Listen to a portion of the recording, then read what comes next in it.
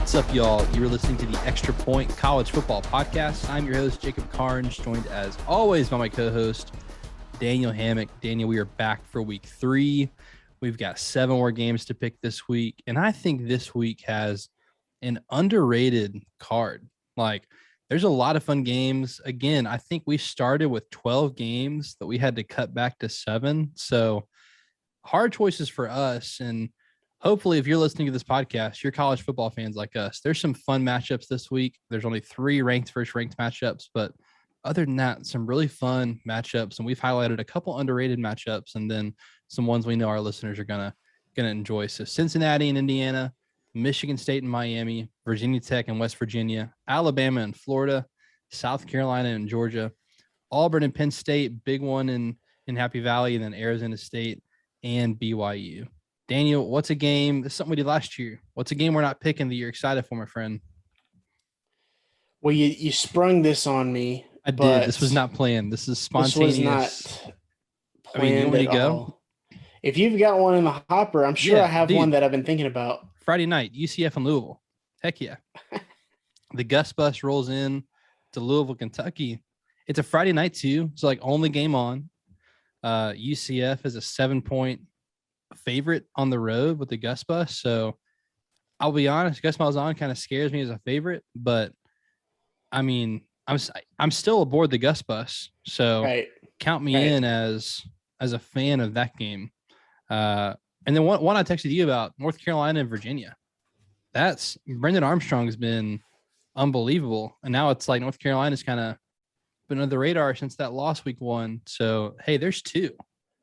So, well, you gave me 2. I've got 2. So, and there, one is Memphis hosting Mississippi State. This one's huge because obviously just geographically they're, close, and Memphis is really a hotbed for both Mississippi schools to pull talent just because of the proximity. So I think that's a big game in and of itself. It's a good opportunity for a group of 5 school to beat a Power 5 school. I know I was fading Mississippi State last week with the Mississippi State, NC State, and Mississippi State really did show up. We'll see if they can put that consistently together, or if Memphis, who's one of those better teams, can do it to them. It's at Memphis. So that's super interesting. And then one that I thought was really interesting was Tulane. Yes. Rolling in. Man, first of all, I'm all in on the uniforms, the helmets, and all that stuff. Yeah. Color scheme, logo, all of it. So what a great uniform matchup with them and Ole Miss. And that would project to be such a fun game, but also just, I love pettiness in this sport, and Tulane is putting a patch on their helmet for this game that shows their 3 SEC championships from when they were an original member of this conference, from the 3 from the 1930s. And so, we were in the Great Depression, but Tulane was thriving. All right. And so has 3 more than Ole Miss won an SEC championship. I don't think the Ole Miss has won one, and I think that's why they're wearing it. I'm pretty sure that's what's going on. So anyways, nonetheless, that alone will be fun. It's a 14-point spread, so take with that what you will, but I'm interested to see Matt Corral and that bunch like play with, hey, this is a common opponent with Oklahoma. Oklahoma struggled with them a little bit. The transitive property doesn't always work, but that's something you can measure yourself by. You can say, hey, they struggled, we didn't. Maybe you get a few more notches up when rankings come around here in November. What are you talking about? Transitive property always works in college football. 100% of the time, it works every time. Well, hey, let's dive in. First game we're going to talk about, Cincinnati and Indiana. Cincinnati on the road, they get a Power 5 opponent in the Big Ten. 4-point favorite on the road at Indiana, a team with a lot of high expectations coming into the season. Lose that opener to Iowa. Daniel, where are you going with our first game? Yeah, this before the season, we went through Cincinnati's schedule and said, hey, we think they're still going to be a great team, but they're going to lose 2 games because they play 2 Power 5 teams, 2 Big Ten teams. And now that we're here, I don't think that. I think that Cincinnati's going to win this game. They're just the better team. I think their just defense is just something that's going to give Indiana problems over the course of the game. I like Michael Penix Jr. I like, Fry Fogel. I like the playmakers that Indiana has, but it is difficult to just go up against this defense the whole game. Meanwhile, Desmond Ritter on the other side, I just have a good feeling that he's going to be efficient like he's been so far this year. 6 touchdowns to 1 interception, already 500 yards of passing, everything like that. He's a guy who's kind of, you know, this is his stage for a breakout year. It's a 4-point spread. That's I think a really good line. So it's right there on right where I feel this game's going to be. So if I get it at 3.5, like I did on some other picks, I'm hammering that with Cincinnati because I think it's about a 4-point game. But even at 4, I'll still take it. With the worst case being a push. I think that they can win by a touchdown. I don't see Indiana getting in the red zone a whole lot in this game, which would swing me in the favor of Cincinnati. I'm with you. I'm laying the point to Cincinnati. Yards per play, a stat. It's a great stat for how efficient you're being on offense and defense. But on offense, Cincinnati ranks 3rd in the country in yards per play. Indiana ranks 119th. Now, they did play a great defense in Iowa that first week, but look, Indiana's a really nice story. Love Tom Allen, LEO, love each other, but Cincinnati's a really good team. They're the better team here. They're averaging 6.5 yards a carry, almost 11 yards a pass. I mean, this offense has been more efficient, more explosive than last year. And as of right now, this is the best group of 5 team, and it's likely to stay that way for the rest of the season with the way they've opened up. But I like Cincinnati. I'll lay the 4 points on the road. And this is something Josh Pate has said. If they run the table, I think there's a chance they can be in the playoff because of how high they started. I know the first playoff rankings haven't come out, but to start in the top 10 and then have the opportunity to go win on the road in the Big Ten and then at Notre Dame, if you do that and go undefeated, it's, you got to see how everything else shakes out, but you're going to give yourself the best chance of any other group of 5 team that any other teams had. Notre Dame has impressive wins over Florida State and Toledo. So hey, Toledo's going to win the MAC now. A resume, yeah.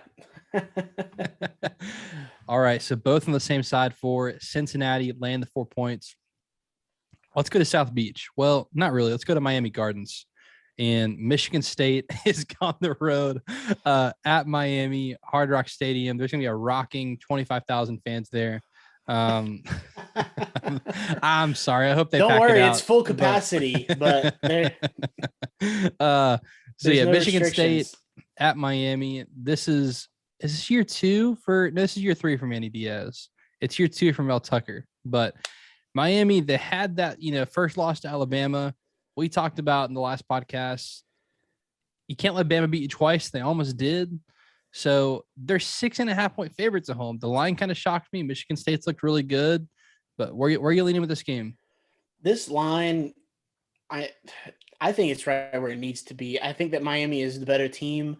I've been on Miami all off season, pushing them for being the team that shakes things up in the ACC. The ACC's looked bad to start with, just with the optics wise. I do think Miami gets back on track with a win here, but I really got to see it this week. You and I talked about it a couple times with the Bama. They're going to make anybody look bad for the most part, and then that Bama hangover, we're willing to give them the pass for last week and how they handled that App State game. But this week, I just think that they've really got to come out and assert their dominance. It's going to be difficult because Don Chaney Jr. is out for the rest of the year, out of that backfield. And then I'm worried about Cameron Harris having to kind of be the only guy right now while they're working in some of these others as backups at that running back position. D'Eriq King hasn't looked fantastic, but I don't necessarily think it's his fault. I think that the receivers that I've been high on haven't really emerged yet. I'm needing to see that over the course of this year. I like Mel Tucker's team at Michigan State. I feel like they're kind of embodying what he wants to do. Um, Thorne has been pretty good at quarterback, but I'm really impressed with Kenneth Walker, the transfer from Wake Forest. He's averaging like 10 yards a carry right now. So he's got 5 touchdowns. He's had a good start to the season. He's looked very explosive, which I think is very important for, Mel Tucker coach team. I think that if they have that on offense, I think that they're going to have more than enough defensively as far as strategy and things like that goes. He's a good defensive mind. I'm taking the points. I just don't think Miami right now has proven it to me. Even as a Miami guy, I just don't think that Miami has proven it to me thus far. For me to feel comfortable laying a touchdown, basically, because it's a 6.5 point spread. So I'm going to take Michigan State. I'm going to take these points. We'll see what happens. I'd be happy to be wrong and Miami to blow them out and me to be right, basically, from what I said at the beginning of the year. But at this point, I'm just going to take these points and kind of, I think that's the safe way to go. This is a pick that I wrote down as Michigan State plus 6.5. As I said, the line looked off to me, and then I unpacked it, and I'm like, maybe the line's right, and maybe Miami's even more than 6.5 points better? Question mark. And I talked myself into it. And Ransom, I mean, I like Miami to win like 30-22, somewhere in there, and that gets me at the 6.5. They had a great comeback win against App State. I know that sounds like what you had to come back against App State. That I know what I'm saying sounds weird, but number one, App State's a good football team, and number two, again, you couldn't let Bama beat you twice. You almost did. They're in desperate need of a bounce back game. This can be that get right game, and it can be against a good team, Michigan State. Michigan State's an excellent run to football. Northwestern's defense could hardly stop them, and then last week, ran it up against a bad team, to pad some stats. But Miami's roster is better. At this point, Mel Tucker's doing a good job at Michigan State, but I do think this, like Vegas has it right. And I looked at the line thinking Michigan State has looked like the better team. And it's like, oh yeah, we have to look at who they've played. I think everyone has a bad taste in their mouth because it was Alabama. And Right. problem is Alabama's going to do that to like 128 other teams. So I will lay the points in Miami. I think this is a get right game. Shake off the Bama loss, get back on track. And this can be a chance to like show that you're the best team in the Coastal. Virginia Tech kind of has that right now with that win over North Carolina, but you win this game by 10 and it's like, oh yeah, Miami's Miami. Like they're still going to be contending for that top spot in the Coastal because that's an out of conference loss to Bama. So no, and not that this loss would count either for conference, but still undefeated in the ACC technically. Well, these are three great. I mean, I say great, but relative to what we normally see, these are going to be three good out of conference games that they will have played. Great so ones. if we focus on towards the end of the season, let's say they weather this and have a good season, you could look back and say, okay, yeah, they lost to Bama, but so does everybody. They beat a good App State team that's probably going to end up winning several games, maybe 10 games this year. And then if Michigan State's improved and maybe taken a step forward in that Big Ten East, this could be something where you say, you know what, they made it through that stretch and then they handled their business in the Coastal. So you could definitely see that. This next game is the underrated game of the week, in my opinion.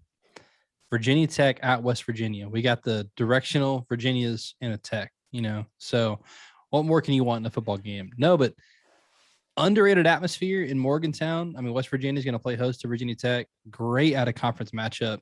Great regional matchup. And Virginia Tech is a road dog. West Virginia, a 3-point favorite at home. Daniel, where are you going with this game? Yeah, so this one, I went back and forth a little bit. I really have been impressed with Braxton Burmeister. Yeah, Braxton Burmeister these first couple weeks. I thought he did, pretty good job, especially against North Carolina. That's the game I got the most, eyes on. He's been their leading rusher so far, so that worries me a little bit. I think they need to kind of, which Hendon Hooker did this. But he was their second leading rusher. You're going to run a lot in this offense with Fuente at quarterback. So I just need to see a little bit more from them. West Virginia being at home makes me feel a little, feel a little bit better. I think that home crowd is a really strong crowd. It is a noon kickoff, so that is something to take into consideration when talking about a home crowd because they would be much more rowdy, obviously later in the day. This is Hey, the type of crowd that gets stronger as the day goes on, if you know what I'm saying, as the tailgates flow. So you just got to start them earlier, my friend. yeah, they just got to start earlier. Just don't go to bed Friday night. But I do like Jarrett Dagey at quarterback. I think he's had a good year so far. He's kind of been on plan. Letty Brown was very impressive last year to me. He's already got 4 touchdowns, so he's getting the ball in the end zone, which is important in red zone offense. You think about the best red zone teams are teams that can run the ball. He doesn't have a ton of rush yards right now, just 104 on the season.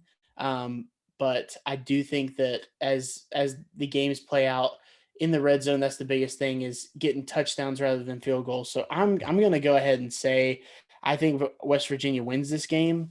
It's 3-point spread. I'm going to lay those points right now. I do think that West Virginia is the better team, and they're going to show it on Saturday. 3 words, my friend. Wrong team favored. Virginia Tech's better football team. No way, Jose. I like Virginia Tech to win this game straight up. I like them to win by 3 in this game. I think it's a close game, but that means I'm thinking Virginia Tech's a touchdown better than what Vegas thinks. I get that it's on the road because of a noon kick. Now, West Virginia is an underrated environment. I will give them that. And so to me, it's almost a pick 'em here because I think you can give West Virginia 3 points for being at home, but I think Virginia Tech's a better team. The defense has been very good. The rush offense, especially, has been very efficient. I'd be worried if Braxton Burmeister goes down. You mentioned him like leading the team in rushing. I think that can be a good thing. Have to factor in opponent here. West Virginia is yet to be tested. Like their stats look really, really good when you're playing LIU. I can't even tell you who LIU is, but they won 66-0 last week against LIU. Virginia Tech's had that early test against, again, what most people thought was a top 10 team in North Carolina. And I think they go into Morgantown and win on Saturday. Do I trust Justin Fuente? Absolutely not. Does trusting Justin Fuente to go get this done on the road in a spot where I think the wrong team's favored scare me? Absolutely, it does. And am I going to regret this come Sunday? We'll see. I just might. So I think the wrong team's favored. Not going to overthink it. Virginia Tech +3. Let's go. Is this the first SEC on CBS game of the year? It is. Alabama at Florida. This is a fun one. Alabama coming in, the point spread went a little bit in Florida's favor at 14.5. Excuse me. It's Bama favored by 14.5. Let's be clear. Alabama favored by 14.5 on the road. The picks must have been the bets must have been flowing to Florida for it to lower. Yep. Because it was 15.5 is what it opened at. Exactly. So Alabama 14.5 point favorites, 3:30 CBS, Gainesville, the Swamp. How are you feeling? Yeah, so before the season, you and I were really trying to pick out, we try to poke holes in everybody's schedule. We try to, especially the elite teams, we, kind of start there. We say, all right, what do we think about this team? What, so when we're talking about Alabama, we said, who can beat Alabama on their regular season schedule? So we really started diving in, and we thought, you really got to get them early. And this is a great opportunity to do that. Florida does it better than most people with their crowd, with the environment, the Swamp. It's a hostile environment. A young, Bryce Young coming in, young QB coming in with only his 3rd start, even though he's looked like a polished professional so far, coming in under fire. Definitely expected this to be maybe the most losable game for Alabama on their schedule. I still feel like that's probably true because of the other games being somewhat circled or earmarked as, Saban revenge games, things like that, where he just doesn't, like they're not losing Ole Miss this year. As much as Ole Miss wants to play hard against them, yeah, Saban's not letting that happen. So and then, LSU looks awful now. So, these kinds of things. So you're thinking less. This is, if I was looking at it, in the scope of the whole season, this is Bama's most losable game. I think that this point spread reflects that, because anytime you see Bama favored by less than 21 nowadays is very like eye opening. You're like, hold on. What, I got to see what's going on. They started out with Miami. They were like a 19.5 point favorite. I was like, come on, lay those points. That's easy. I feel the same way about this. I laid it at 15.5. So 14.5, I feel pretty good about it. But here's a couple things. Alabama under Nick Saban, the issues that they've had has been with running quarterbacks.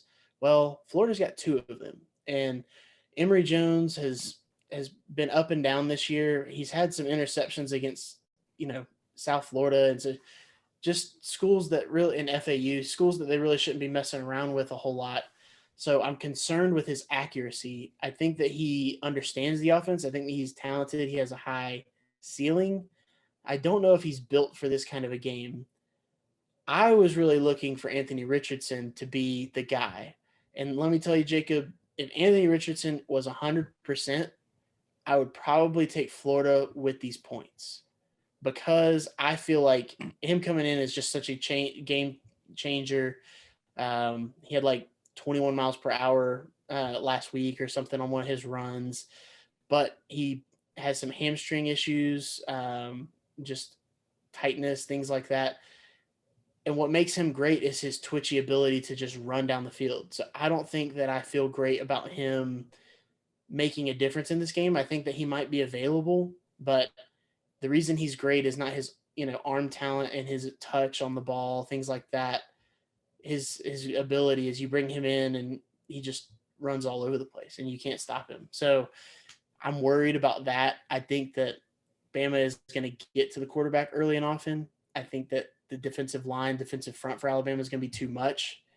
And I haven't really talked about Bama's offense, but I don't really think that they're going to get that. Florida's going to get a whole lot of pressure on Bryce Young. And if they do, I think he's going to scramble out and do his thing. I think that this has the potential to get ugly. As much as I feel like it is the most losable game on Alabama's schedule, I also feel like this could be a 28-point game. And I don't really feel nervous saying that. So give me Alabama, lay the 14.5.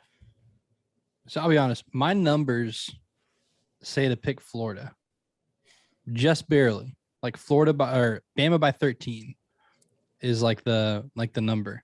And I did this once this season with Miami, or I'm like, ooh, numbers are saying Miami can keep it within 19, and boy, did they not keep it within 19. So it's a general rule of thumb is you just lay the points with Alabama, and then if you're wrong, whatever, like just live with it. Yeah, sure. Yeah, I'll live with that. And I went against it in game one. Like all of last year, you and I did some picking the side. It's just like, just pick Bama, just pick them, and you'll live with it when you get it wrong. And I went against that in game one. I'm not going to go against that with our second Bama game on here this year. You mentioned something interesting about quarterbacks who have beaten Nick Saban, and Josh Pate actually talked about this week over at Late Kick. It's not just running quarterbacks. It's running quarterbacks who are accurate passers, because it's not just that they ran all over them. It's that they escaped a sack and then threw a ball for 30 yards for a first down on 3rd and 12. Like, that's the game breakers that have done that. Like, it's been accurate passers. Emory Jones, they've played 2 subpar opponents to have 2 touchdowns and 4 interceptions.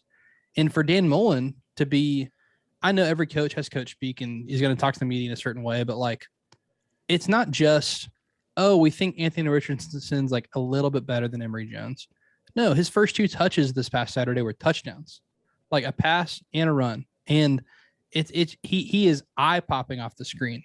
You and I talked about it when Kyle Trask initially took over was, hey, we think the best quarterback on the roster is actually Anthony Richardson. Like, he's the 5-star freshman that came in, and like all offseason people were talking about Emory Jones, and you and I are like, yo, Anthony Richardson, like he's the dude. Like, and now he switched numbers. He's wearing 15. That's going to get Florida fans excited. And I think even if he's healthy, if you're messing around with two quarterbacks and you don't have your guy, I get that Emory may know the offense better. Anthony Richardson is special with the ball in his hands.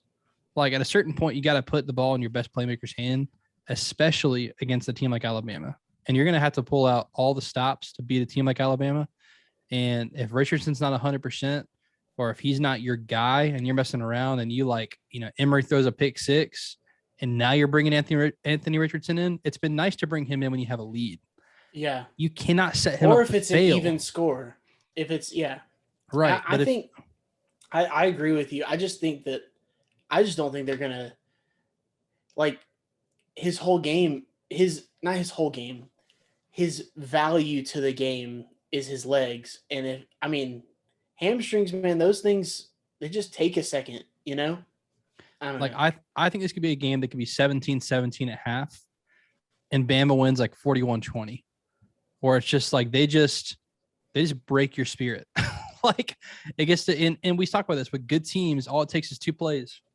They score a touchdown and you fumble on the very next play. And it's like they get the ball in the red zone and 2 plays later, they're up 14. And it's like, what just happened? Right. Now the crowd's out of it, the crowd's silent, and it's game breaking. And Bama's the kind of team that can do that. Like you mentioned, the defensive front's really, really good. So I will not make the mistake I did in week 1. I will go against the numbers and say Bama lays the 14.5. It's weird that I don't like 14.5 because you don't win games by 15, but can they win by 20? Maybe. We'll see. Hey, this is an audience request right here. So South Carolina at Georgia, 7 p.m. kick on SEC Network, ESPN. It's on ESPN. ESPN. Yeah. There you go. Yeah. ESPN. Georgia, a 32-point favorite, but last time South Carolina came to Athens, they beat them. But now the head coach that beat them is now on Georgia's sideline in Will Muschamp. So, hey, Shane Beamer's 2-0. What are his chances coming into Athens? Yeah, I don't really think he has much of a chance. So as far as the actual game itself, I do, Georgia's going to win this game. There's a reason it's 32.5. It's 32. Yeah, it's 32. Spread. Yeah. So, Georgia, so far what we've seen through 8 quarters of play is 0 touchdowns allowed by the defense.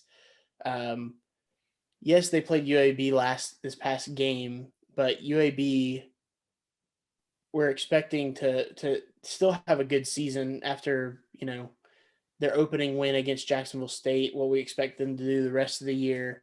And then Clemson, of course, they just scored a bunch of points against South Carolina State. Of course, it's South Carolina State, but Georgia held that team without a touchdown. So this Georgia defense, I think that most would consider it, if not the best, top 2 or 3 in the nation. I don't really know who you're going to put ahead. It's number 1 in SP Plus, just for the record. That's an advanced metrics thing. Yeah. But that being said, so I don't expect South Carolina to score very much. I don't think they have the guys to do it. I will say, the Kevin Harris, and Zaquandre White has been impressive so far. I think. Is Marshawn Lloyd back? Has he played yet? He might be back this week. Okay. So if Marshawn Lloyd is back, you've got some guys that can make some plays. Dakereon Joyner, who I was actually surprised when Luke Doty went down that Dakereon Joyner didn't move back to quarterback for them to run some sort of, kind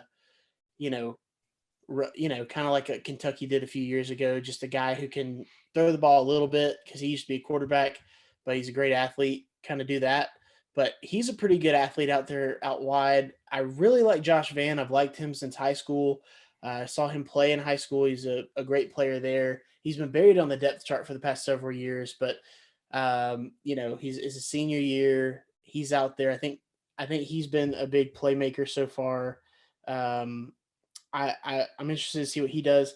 The thing is, though, that Georgia, we got to see what they're going to do offensively as far as quarterback. If JT Daniels is healthy, I don't think it matters for this game as far as the result, but that's something we're going to be watching for. Is he healthy? Does he start? Does he play? Is this Stetson Bennett again? If he's out there, is he balling out like he did against UAB? Is this offense, as it gets healthier and healthier, you're going to start to see a lot of these playmakers show up. Brock Bowers has been amazing so far. It was funny because watching Georgia, that the first week they were, underdogs to Clemson by, 3 or 4 points, whatever it was, which obviously that's an evenly matched game. That was super intriguing. And then last week against UAB, that point spread started out at 29 points and then just dropped immensely all the way down to, I think, 22 or 21 points, something like that. 22. Yeah. So that's insane to see that much of a drop in a week, but quarterback confusion, not knowing what's going on there. And then, we didn't know if Georgia's offense was going to be explosive, and then they were. And so now it's like, oh, okay, everybody's good. They're healthy. 30-point spread. So this one will be interesting. I am going to go ahead and call this the Will Muschamp revenge game. I think that Kirby is going to look out for his boy, Will Muschamp, and Will is going to he's going to be coaching with a little edge. I think that they win this game, and I think that they rub it in a little bit. So I think it's going to be a big score. I think we might see a little bit of Luke Doty in this game if he's back. They might get him in a little bit if he's feeling good. Zeb Nolan might start, which he's kind of returning home. He's Oconee County kid, Oconee County High School. So he's coming back, play a little bit, but Luke Doty could get into this game, and then that could start maybe some positive, trajectory for them the rest of the season. I know they're 2-0, but they might start doing a little bit more and feel a little bit better about themselves. But it's gonna be a rough week. I have a legitimate question. This is not meant as a joke. September 27th. All right. That is the Sunday after Georgia plays Vanderbilt. Would you go after or before that date that Georgia's defense gives up its first touchdown? Oof, that's a great. I don't think they give up one to Vanderbilt for sure. The chance here is South Carolina, and I think that they could do some sort of razzle dazzle, something crazy. Like I said, they got grad assistants playing quarterback. I mean, and there's you saw what DJ Uiagalelei and some 5-star receivers did to Georgia's defense. Right. 3 points. Am I trusting that the grad assistant quarterback is going to score the first touchdown against Georgia's defense? No. It would really have to be Georgia stepping down, Georgia playing down or something. So let's give them a couple field goals. So then do I think South Carolina can keep Georgia from scoring 35? I also don't think so. So I'll lay the points here. It's just there's a reason it's 32. I like Georgia to score 40. I don't think South Carolina scores a touchdown. UAB had a pretty good defensive line. If Georgia's able to run the ball on Saturday, it's going to be a long night. Like if they get the run going at all, it's going to be a long night. Because we saw what UAB, the explosive plays from Georgia, I think are also, it was just good calls by Todd Monken because UAB loaded the box and said early on, like, you got to pass to beat us, and 2 plays later was a 77-yard touchdown. So I think UAB helped early with getting the receivers open because they were saying we're going to stop the run against Georgia, and they're saying Stetson Bennett can't beat us over the top, and Stetson Bennett did beat you over the top. I'm curious to see if JT Daniels plays. I'm curious to see if he does play, if Georgia goes more conservative. I think that would jeopardize a cover here, but Stetson Bennett also dealing with an injury. If Carson Beck is playing, there's some turnover probability there. I think that's your best chance at a cover for South Carolina is if Georgia turns the ball over in their own territory and South Carolina gets a short field. But outside of a crazy turnover game, I think Georgia lays the points pretty easy here against South Carolina Saturday night in Athens. Let's go to the big one. I dressed up for this. So if you're watching on YouTube, be sure to subscribe, hit the bell button, get notifications. But wearing my white T-shirt for the whiteout in Happy Valley. I'm glad they're doing this game for the whiteout. Auburn at Penn State. What a fun matchup. It's funny because Auburn will be wearing all white for the whiteout. I've never understood why Penn State doesn't wear white for the whiteout. Anyway, but yeah, Auburn at Penn State. It's reverse psychology. Reverse psychology. Yeah, this is the first SEC team to visit Penn State since Alabama in 2011. And before that, it was like the 1960s or something like that I saw. So fun matchup. Penn State is 6-point favorite in the whiteout.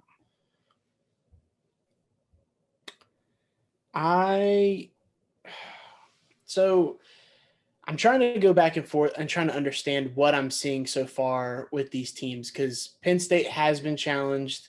They obviously played Wisconsin that first week. That was very intriguing matchup. You know, both of them going back and forth, trading blows. And I'm not sure how I feel about Auburn because the two teams they've played have basically, you know, it's been like a glorified scrimmage for the most part for this Auburn offense. Now, Auburn is like number one in offensive efficiency and number one in defensive efficiency from what I saw, yards per play, all that stuff. So Akron. No. I know. It's all out there. Like that's what's so difficult is I do think so. If Auburn had struggled with those teams, that would tell me more than what they did. What they did was essentially not tell me anything because I'm just like, oh, okay, they're efficient against bad teams. Great. If they're inefficient, then that would tell me, hey, they might be a bad team. But what they've done so far is at least leave the door open to, hey, we could still be a pretty good team. So, you know, Auburn, I've been impressed so far with Bo Nix in this offense. He hasn't looked uncomfortable. Again, that has to do with opponent. He hasn't been disrupted, things like that. But he's throwing with timing, which has been an issue in the past. He's throwing from a single platform without trying to basically Pat Mahomes this thing. He's not Pat Mahomes, and he hasn't been, you know, scrambling like crazy. He's running for his life. Again, we'll see when they actually face a defense that can be disruptive. This will be difficult. Auburn going on the road. Now, Jacob, I mean, if I gave you Bo Nix and Sean Clifford, I mean, who are you taking in a big game? It's funny. I did a poll on Twitter and Bo Nix got more votes. In a big game, I mean, have either of them – what's the last big game Sean Clifford won? Wisconsin this year? Yeah. Bo Nix beat Alabama. Yeah. So they both kind of got their one win. I don't know I don't know who's better. That's a tough question. Now, granted, there's a lot of stuff around them. I think that Penn State's the more talented team. They're at home. They should win. Something has me feeling Auburn. All right. And I think that they're going to go up there. They're going to have these no expectations because they're a, you know, first year head coach. They're kind of playing with house money kind of feel. And also, you know, low key, this is a battle of former Vanderbilt head coaches. So you've got Derek Mason, defensive coordinator for Auburn, going against, you know, James Franklin, the head coach of Penn State. So that's a little interesting little side note. But, you know, Mike Bobo running this offense, it's just weird seeing Auburn not run a Gus Malzahn offense. I think it's going to take some getting used to. But I'm in on Auburn. I like Jahan Dotson for Penn State. I think he has the big playability. I think he's going to be the guy that if Penn State wins this game, I think he's going to have like 100 yards or at least like, you know, 8 catches, something like that, a couple touchdowns. I think he's going to be the big difference maker because I think they're going to have to be explosive to beat Auburn. If they play a game like they played against Wisconsin, where it's kind of that, you know, punt, defense, you know, playing tight, running the ball, this is going to play right into Auburn's hand with Tank Bigsby and just that running game because I don't think Auburn wants to throw the ball a whole lot. I think they'd prefer to run it. So If that's the case, I think Auburn would be happy to go up there, run the ball, play defense. With this game, me not really knowing back and forth, I'm taking these 6 points with Auburn, and I'm just going to keep it. We'll see. Bo Nix, away from Jordan-Hare Stadium, has completed 54% of his passes for 9 touchdowns, 10 interceptions, 5.6 yards per attempt, and Auburn is 4-5 in those 9 true road games. It's pronounced Jordan-Hare Stadium, first of all. It's Jordan-Hare. Yeah, it is. Okay, I was like, so do I trust Bo Nix to do what he hasn't done yet? And not just, this isn't going and playing on the road. Well, I was going to name some SEC stadiums, so honestly, those are pretty hostile. But I was like, this isn't a trip to LSU, all right? I'm like, this is Mississippi State, South Carolina. I'm like, actually, those are pretty underrated environments. But it's not the whiteout. Like, this is the hostile environment. Everyone has seen the video from 2019 where Michigan calls the timeout on their first play from scrimmage because it was so loud they couldn't even start their first series. So can Auburn go into Happy Valley and win? I think for them to do that, they have to run the ball really well. They have to have these long drives and then, hit explosive plays. I do expect this to be a lower scoring game, but Penn State's been tested. This defense is really, really good from Penn State. I was so impressed with their defense in week 1 against Wisconsin. The offense has to play better. I think these are 2 very comparable teams. I think the lines are right. I liked it better. It's opened up at 4.5 with Penn State, and I laid those points. I will lay it with 6. It's actually come back down to 5 since we picked the 6 line, but I'll go ahead and lay the 6. I think Penn State wins by a touchdown. I like Penn State, like 31-24, somewhere in that range. A little bit lower scoring, but I'll take Penn State in the whiteout. Last game, Arizona State at BYU. BYU coming off of a rivalry game win against Utah, and they are 3.5-point home underdogs to Arizona State. Where are you going with this game, Daniel? Yeah, this one, so BYU, I was fully intent to just fade them all year because I was thinking, hey, they lost a lot, but last week showed me a lot with them beating Utah. But at the same time, Arizona State, they're a team that you and I don't want to say we forgot about, but we're basically put them on the side. We said, okay, we'll deal with you when the NCAA deals with you, but we should have, we're already into this season. They're 2-0. Looks like so far they're going to be doing the us against the world thing, and trying to march through here. We'll see how this goes. I'm interested to watch this game. I really like Kalani Hitaki, the head coach for BYU. I really like what he does, and I think that he's going to make a difference for this team than being at home with points. That just seems like the safer bet for me. This game is going to play out. I'd be lying if I told you I knew how this game's going to play out. I think we'll learn a lot from this game for both teams and kind of what their outlooks are for the rest of the season. Obviously, Arizona State looking at what they might do in the Pac-12 South the rest of the year with USC kind of being up in the air after that loss to Stanford, things like that. Arizona State could end up putting themselves in the driver's seat. Utah dropping the game to BYU. So if Arizona State comes out of this with a win, then you're really looking at Arizona State as the team to beat in the Pac-12 South. Now, it looks like all roads may lead to Oregon, and, we'll see what happens there. But BYU already impressed with the win that they pulled out with Utah. This would just kind of be another notch in their cap where you say, okay, they can replicate this after losing a Zach Wilson, after losing a bunch of these guys to the NFL. They can, Braden Christensen, all these guys, they can come back and play another year and, just put another good product out there, be a solid team. It's close enough though where I'm like, a home team getting 3.5, I'll just take it and we'll see what happens. Yeah, I'm with you. BYU, I'll take the points. I actually think wrong team favored. I think BYU wins this game. My numbers say BYU by 4, so like a touchdown swing here.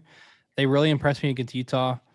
I know transitive property works 100% of the time, but 100%. Utah is better than Arizona State.